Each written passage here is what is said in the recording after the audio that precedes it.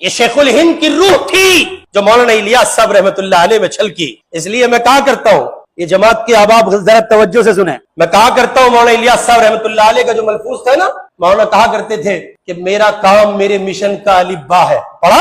بیٹھے دعوت کے ساتھ یہاں پڑھا، پڑھتے تو ہی نہیں، یہی تو بیماری ہے آپ لوگوں کے ساتھ، نہیں پڑھتے ہو، سننے کے مریض ہو گئے ہو. پڑھو، اپنے اجداد کی تاریخ پڑھو، مولانا الیاس صاحب رحمۃ اللہ علیہ کے ملفوظات پڑھا کرو، شیخ یوسف کے ملفوظات پڑھا کرو، عبید اللہ بلیاوی کے خطوط پڑھا کرو، سید احمد مہاجر مکی کے خطوط. اندازہ ہوگا جو پڑھنے سے ملتا ہے وہ سننے سے نہیں ملتا.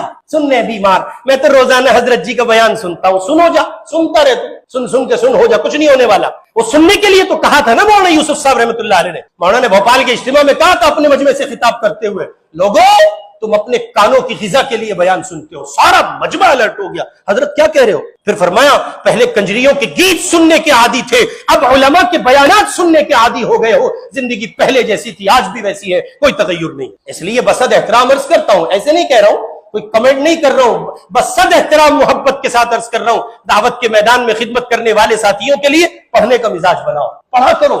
اور یہ ہندی میں تعلیم کو حرام سمجھو، اپنے اوپر لے کے بیٹھ جاتے ہو ہندی کی کتاب، منتخب ہندی میں پڑھ رہے ہو، فضائل صدقات ہندی میں پڑھ رہے ہو.